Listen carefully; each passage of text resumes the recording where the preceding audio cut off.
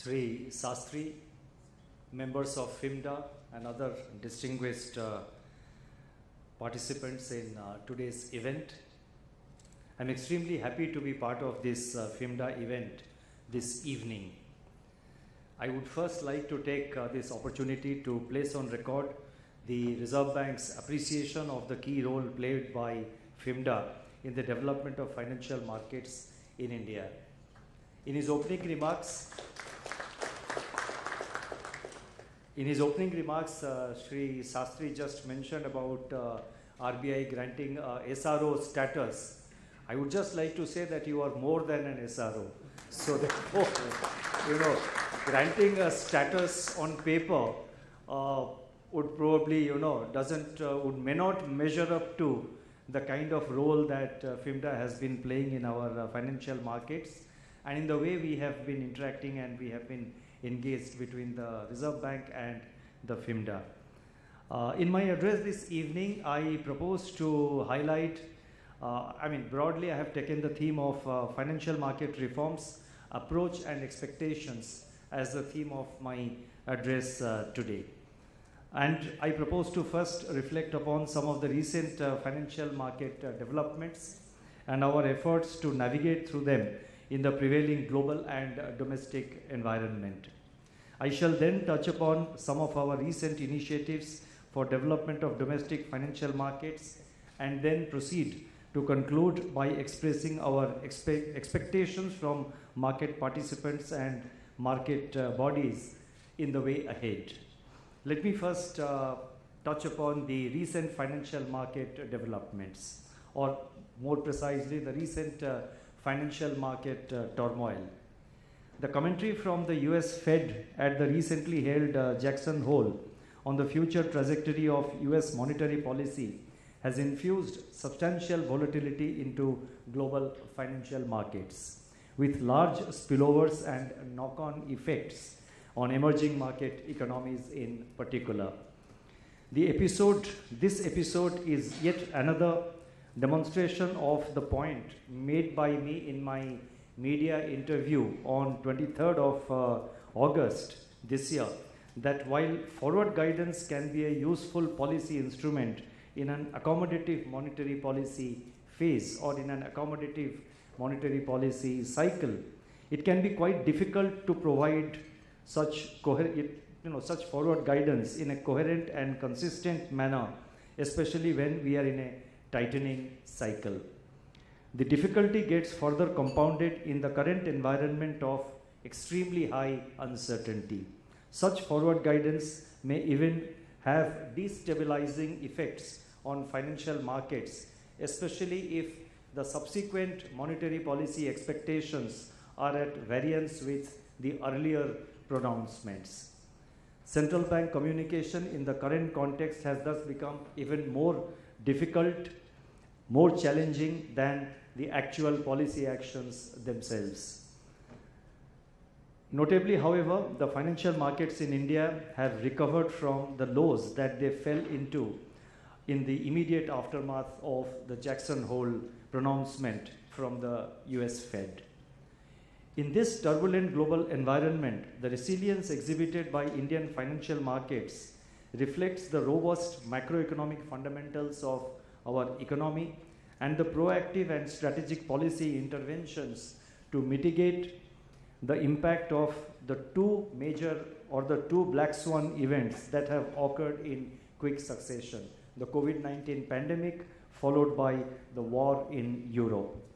Experience tells us that markets often tend to overreact to new information, which also amplifies volatility, especially in times such as now, when global tensions and synchronized monetary policy tightening come together.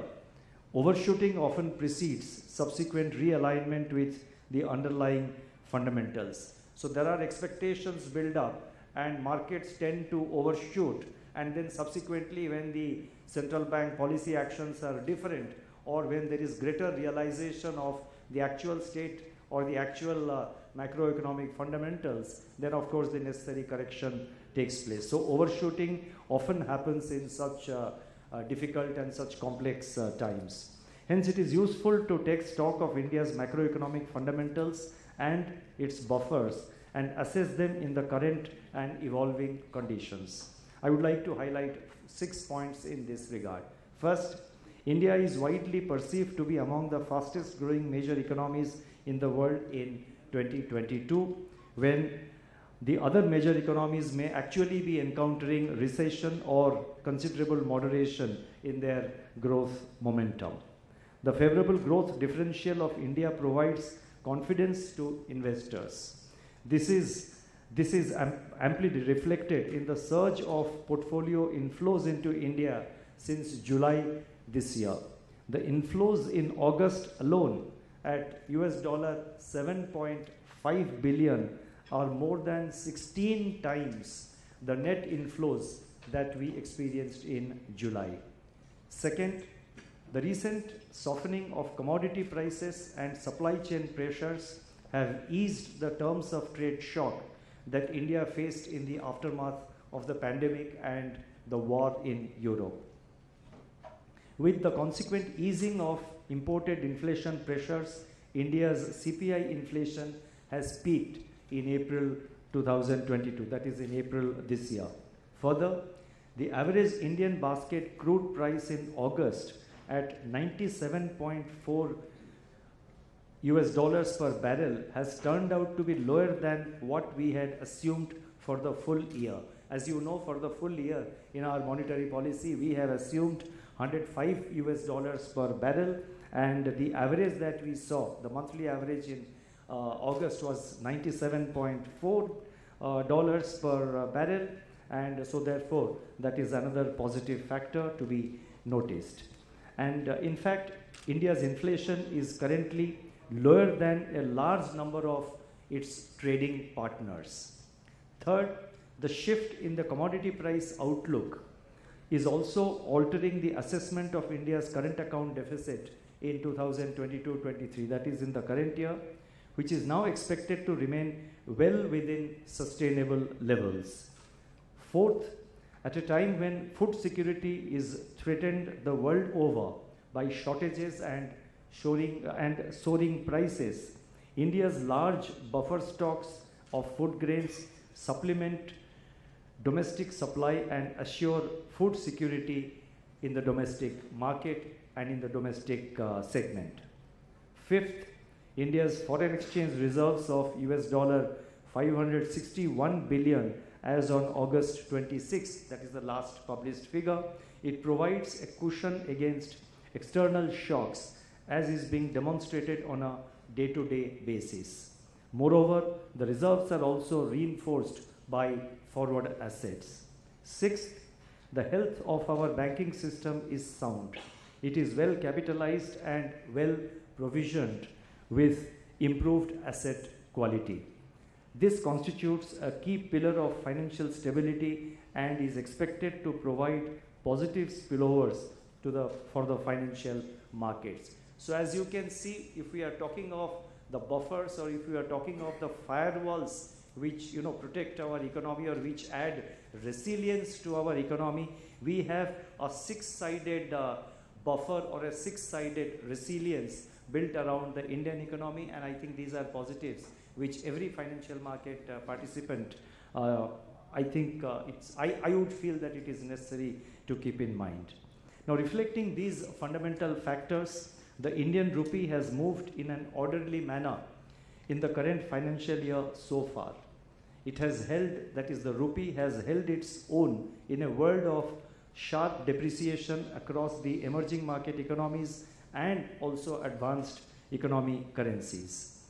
While the US dollar has appreciated by 11.8% during the current financial year so far, the Indian rupee has depreciated by 5.1%. I repeat the figures. The US dollar has appreciated by 11.8% in the current financial year, our financial year, this year so far. The Indian rupee has depreciated by 5.1%, which is among the lowest in the world. And 5.1% is still today, after close of the market. And this depreciation is in fact one of the lowest in the world. The RBI is in the market on a regular basis, providing liquidity and confidence so as to facilitate its smooth and normal functioning. Exchange rate stability is an intrinsic element of our overall macroeconomic and financial stability. Our endeavor amidst the extraordinary events unfolding globally on an ongoing basis has been to anchor expectations and allow the exchange rate to reflect the fundamentals rather than overshoot. Avoiding undue and excessive volatility is a desirable policy objective for all stakeholders, not just for central bank, but I think for all stakeholders and for all participants who are in business or who are in financial market. And this is a desirable policy objective for all stakeholders while reaping the benefits of a market-determined exchange rate regime. As I mentioned that we are there in the market almost on a day-to-day basis, and our approach or our intervention in the market is broadly, as I have pointed out, is broadly premised upon two basic principles. One is to prevent excessive volatility of the Indian rupee, that is the exchange rate. The second point is that it is also built around the theme of anchoring expectations around around the depreciation of the rupee. So it is to prevent excessive volatility and to anchor the anchor expectations around depreciation of the Indian rupee. Price stability provides the anchor for exchange rate stability in the medium run. The flexible inflation targeting regime provides credibility to the RBI's monetary policy mandate of assigning priority to containing inflation and keeping inflation expectations anchored while keeping in mind the objective of growth. While the incoming monthly inflation prints in the near term could be bumpy, we expect it to moderate in the second half of the current year and then move within the tolerance band in the fourth quarter of this year and then move to even lower levels in the first quarter of the financial year 23-24. In response to the pandemic, as you are well aware, the Reserve Bank deployed conventional and unconventional monetary policy tools. The financing conditions were kept benign, they were kept easy. Normal functioning of various segments of the financial market was also ensured. Compare this with, all of you have been in the market for a pretty long time. Now compare this with our experience in the immediate aftermath of the global financial crisis, almost for 10 to 15 days, there was hardly any activity in the market. But this time around, the markets functioned normally, the market infrastructures functioned normally, and it applies to all segments of the market, not just the money markets which we in RBI we regulate. So the markets functioned normally, and this is in sharp contrast to what we had experienced on earlier such occasions. Our communications and forward guidance also at that time provided the much needed clarity and confidence to the markets, both financial and non-financial markets. As we adapted to the pandemic, the policy approach has been gradually normalized. Even as the Indian economy was recovering from the pandemic, it faced a setback from the war in Europe, which caused fresh supply disruptions and accentuated the earlier supply disruptions. Inflation became globalized. Consequently, the response from central banks has been aggressive, leading to synchronized monetary policy tightening across the world. In India, the Monetary Policy Committee reprioritized price stability as the foremost objective of monetary policy and began a process of withdrawal of accommodation. Going forward, our monetary policy will remain watchful, nimble-footed, and calibrated in order to ensure price stability while supporting growth. The RBI remains committed to support the market with two-way operations as warranted, in line with the revised liquidity management framework. The Reserve Bank will also strive to ensure stable money market conditions, the smooth conduct of primary auctions of government securities, and facilitate the orderly evolution of the yield curve. I would now like to touch upon some of the reforms in the regulatory framework and financial markets which we have undertaken in the recent years, especially in the last 2 to 3 years. It's all known to you. It's not as if you are well familiar with that.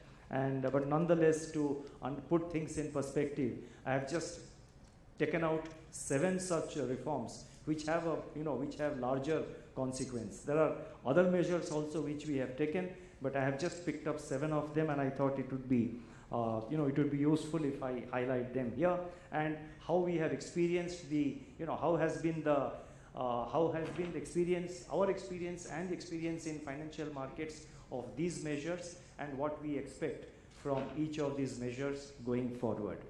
Now, in spite of the 2 black swan events that have dominated the recent discourse, the Reserve Bank has steadfastly persevered with regulatory reforms aimed at development of domestic financial markets. So the pandemic, followed by the war over the last 2.5 years, has not deterred the RBI from undertaking reforms. It has been, while we were focusing on these black swan events, while we were focusing on the kind of challenges that COVID and now the war have posed, simultaneously we have not lost sight of the need to continue with reform measures, and we have continued with reform measures, and that is the major point that is an important point which I would like to make. Our approach is based on the principle of adapting to the needs of a modernizing financial market as it integrates with the rest of the world. And I have just, I have picked up 7 measures, 7 reform measures which I would like to highlight. The orderly development of the sovereign yield curve needs significant market liquidity at important benchmark tenor points and supply of G-SECs of various tenors to diverse class of market participants, matching their expectations and matching their investment requirements. To this end, the benchmark security issuance strategy was introduced during 2020-21, under which government securities of specific benchmark tenors of 2, 5, 10, 14, 30 and 40 years are issued. This year, G-SECs with a 7-year tenor has also been introduced after market consultation. I think many of you would be aware there was market consultation on this issue. The next point relates to issuance of green bonds. Issuance of green bonds provides a strong signal of a country's commitment to a low carbon economy. It also helps in bringing down the cost of capital for green projects. Following the announcement in the Union Budget for 22-23, the government and the Reserve Bank are putting in place a framework for issuance of sovereign green bonds in line with the global standards. The next point is, it relates to the retail direct scheme which we have introduced. As part of our continuing efforts to increase retail participation in G-SECs, the RBI Retail Direct Scheme was launched in November 2021 to facilitate individual investors to conveniently invest in G-SECs, state development loans and sovereign gold bonds. Further, to ensure liquidity to the retail investor, the retail direct scheme market making was also notified on January 4th this year. The scheme requires primary dealers to respond to buy-sell requests from the retail investors throughout the market hours. Let me move on. The Reserve Bank has continuously engaged in ensuring state-of-the-art infrastructure for trading, settlement, and timely dissemination of information in the G-SEC market. An important initiative in this context is the introduction of the request for quote, that is the RFQ dealing mode, on the NDS OHM platform in October 2020. The RFQ mode aims to enable market participants to negotiate trades on the NDS Home platform itself for better price discovery. Derivative markets play an important role in allowing entities to hedge their risks and improving liquidity for the underlying product. Several measures have been taken to rationalize the regulatory framework for forex, credit, and interest rate derivative markets. Principle-based regimes have been implemented in the place of prescriptive regulations in a bid to provide greater flexibility and operational freedom to the market participants. Access of non-residents to these markets has also been eased. The access of institutional users to the markets has been facilitated both for hedging and for expressing their views on the market movements. With these reform measures, product due diligence assumes greater importance. It would ensure that market makers offer products that match the requirement of users and avoid exposing their clients to excessive risk.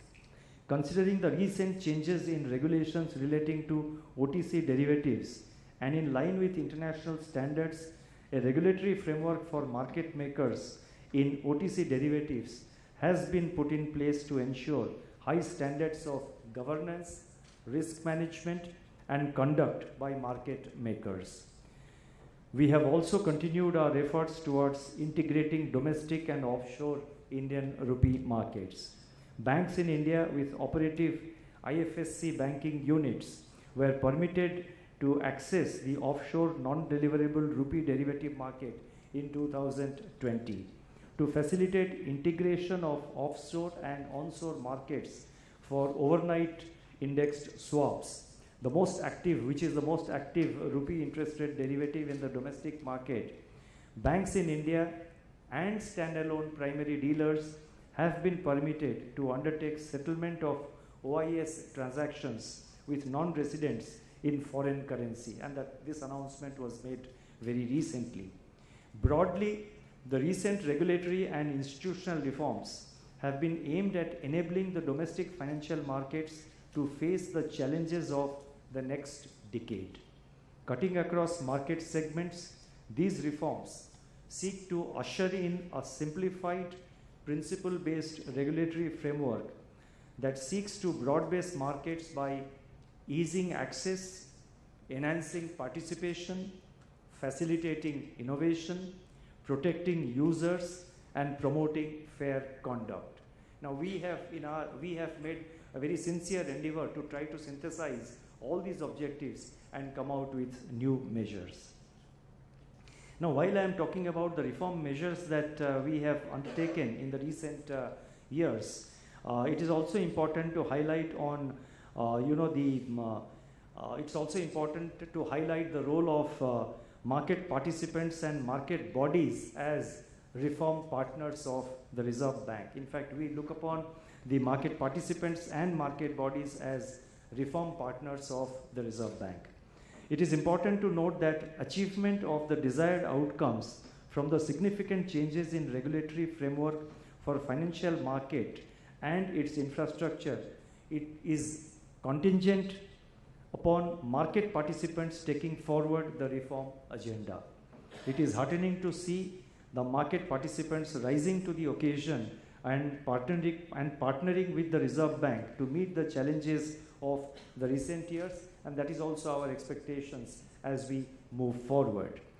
Now, one such instance of cooperation was the smooth completion of the government borrowing program despite the increased issuance of government securities in the last 2 years. Similarly, the move towards normalization of liquidity conditions in the market has also taken place without any disruption. In response to changes in regulation, we are seeing our banks becoming active and visible in global markets and coming up with new products to meet the hedging needs of the real sector. Similarly, the transition away from LIBOR has also been achieved with relative smoothness. Of course, I would like to add that the efforts towards complete transition, they need to continue as we approach the deadline for the cessation of the US dollar LIBOR settings less than a year away. In all these areas, market bodies, especially FIMMDA, as well as other market bodies such as the PDAI, the FEDI, and the Indian Banks Association have continued to play an important role in acting as bridges between the market participants and the regulator, proactively conveying the views of the market and providing timely inputs for policy making. Now, what are our expectations from market participants? The list is exhaustive, but I will only highlight on a few points. And it is never-ending expectation, just as you have never-ending expectation from the regulator. But we always try to have a meeting ground, so I have just tried to pick up a few points, very few points. Now, there are some areas where performance of market participants can improve further. One area has been the delivery of services to the small and retail customers. While there has been a steady increase in the quantum of secondary market trades under the RBI Retail Direct Scheme, there remains considerable scope for improvement in ensuring liquidity for the retail investors throughout market hours on the NDS Om platform. We continue to get representations from customers, particularly those undertaking forex transactions with small ticket sizes, and I'm not just talking about, I'm talking about both forex transactions as well as the RBI retail direct transactions. Now, we continue to get representations from customers, particularly those undertaking forex transactions with small ticket sizes, about fair pricing of forex products. A research study by some officers in the Reserve Bank found empirical evidence of the presence of considerable price discrimination in the OTC currency derivative market. The services provided by banks on the FX retail platform also need special attention. The response time and the onboarding of customers on the platform can actually be much faster. The revised product regulations in the OTC derivative markets now permit market makers to deal in derivative products of varying complexity and also to offer these products only to non-retail and institutional customers who have the ability to handle the risks associated with such products. It has been reassuring to note that market participants and the users have been taking a prudent approach in the use of complex products. The valuation and the risk management systems of the market makers, however, may need to be continually updated. There is no finality in it. It has to be continually updated. Customers also need to be made aware of the unique risks associated with these products. The recent reform measures have facilitated greater linkages of the domestic market with the global markets. As the footprints of banks in India increase in the offshore markets, it is expected that price discovery of rupee products will also consolidate in the offshore market. To realize this potential, banks need to put in place adequate supporting infrastructure backed by expertise in risk management. More so because integrated financial markets can also facilitate faster propagation of shocks which require appropriate risk management processes. Let me now try and conclude. I would like to state that market development ultimately is a shared goal of both the regulator and the market participants. The Reserve Bank has taken steps towards liberalizing markets, removing barriers, and putting in place a facilitative regulatory framework. Adoption of new products requires participation from market participants in terms of providing liquidity, contributing to price determination, and easing operational constraints. It is upon the market participants to take the baton forward to develop the market and offer innovative financial products to a broader set of clients. The Reserve Bank will remain constantly engaged with market bodies and participants, market bodies such as FIMMDA in particular. Together, we should remain future ready at all times. I firmly believe that we can do this.